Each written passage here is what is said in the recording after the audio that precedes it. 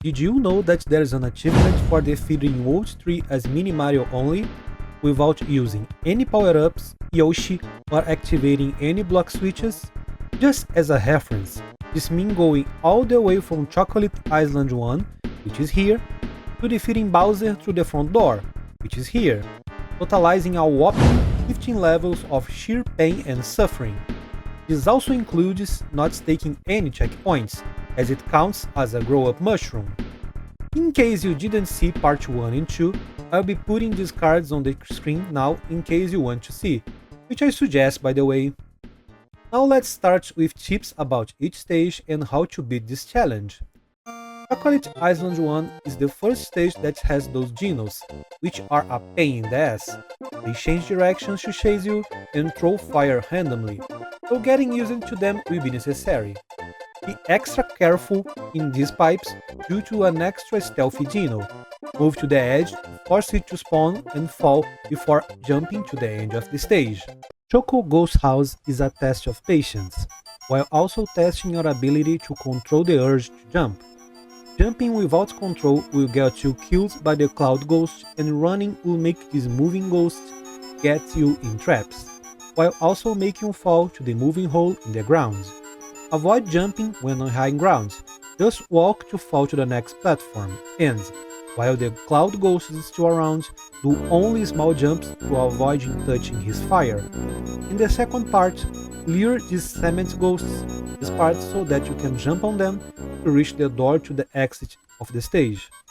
Chocolate Island 2 is basically a speed run to get to the exit you want. Just run as fast as you can in the first part to reach the hills with Flying Koopas. If you pass the hill with Flying Koopas fast enough, you'll get to the part with the football guys that throw baseball balls on you. They stop for a moment after each 5 balls thrown, so use this moment to either escape them or kill them. Getting to the end of this part will allow you to use the key to reach the secret exit and be on the right track. Chocolate Secret will really test your ability to adapt. In the first part, use the underground Koopas to kill the baseball guys while also destroying their balls. There are plenty of them, so get used to their locations in order to throw shells on them before they throw balls on you. In the second part, just jump from one corner of the slopes to the other one to avoid all Koopas that may be able to kill you. Quite simple. The third part is where the challenge is. Precise jumps to avoid the spiked Koopas, fast thinking to avoid the charging baseball guys, and fast jumps to avoid touching the lava in the falling floor part will be necessary in order to overcome this challenge. So good luck with that.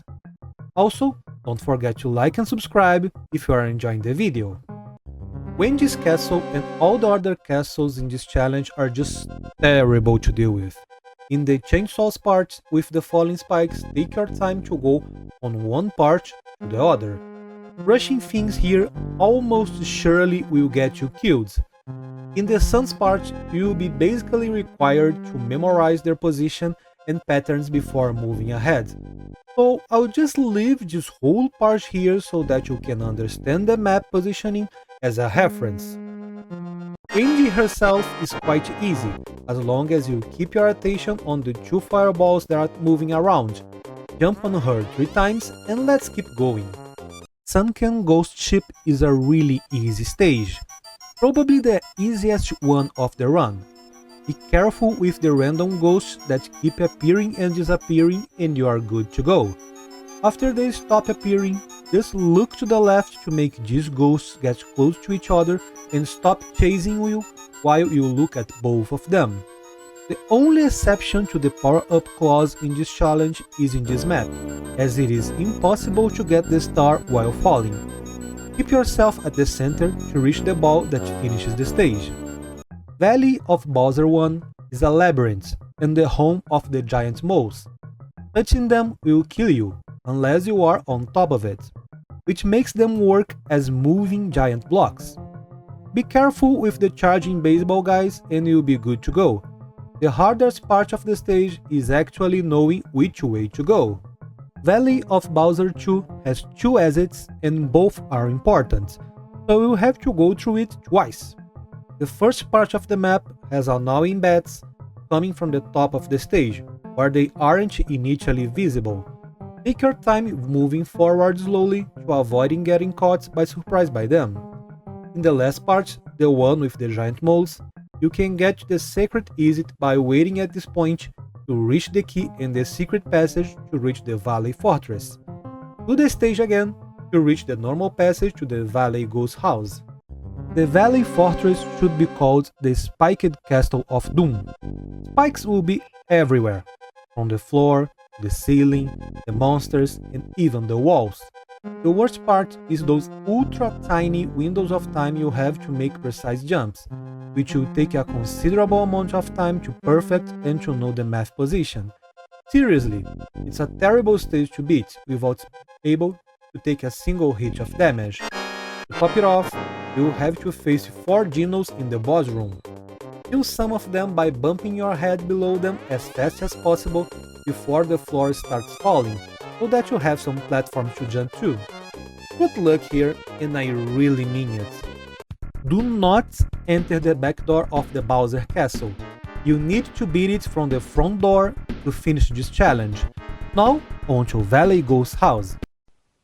Valley Ghost House is a really simple ghost house.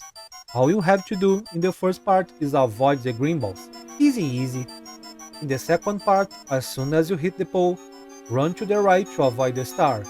Getting it will kill the run and you have to restart from Chocolate Island 1. While running to the right, enter the third door from the left to reach the exit of the stage. Valley of Bowser 3 is a fun stage.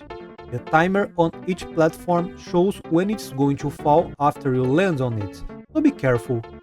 After the checkpoint, there is this annoying valley with some jumping Koopas. Try using them as catapults to jump over the others and you should be fine. Nearing the end of the stage, some giant cannonballs will start showing up, so try to be always on the high ground to avoid dying to them. I'm not gonna lie, in Valley of Bowser 4 I abused an exploit to avoid the biggest run killer of this challenge, the checkpoints. Before starting the challenge, I collected the checkpoint so that when I started this run, the checkpoint wouldn't be there anymore, and I wouldn't have the risk of taking it by accident. You can judge me all you want, but the run is already hard enough without the simple, funless detail that kills it. So feel free to use it. The stage itself is not that hard without the checkpoint to run everything. Larry's castle is Relish due to a single name, Magic Koopa. The first part itself is only annoying, as it takes around 2 minutes for the moving platform to reach the end of it. The real problem starts in the second part, manipulating the Magic Koopa positioning to be able to move forward, but also avoiding its somewhat random appearing and disappearing is terrible. It doesn't make it easier that its skill shot is rather big. Larry himself is quite easy. He's basically the same as the very first boss of the game, with some extra fireballs jumping out of the lava. Easy peasy. And finally we have Bowser Castle front door.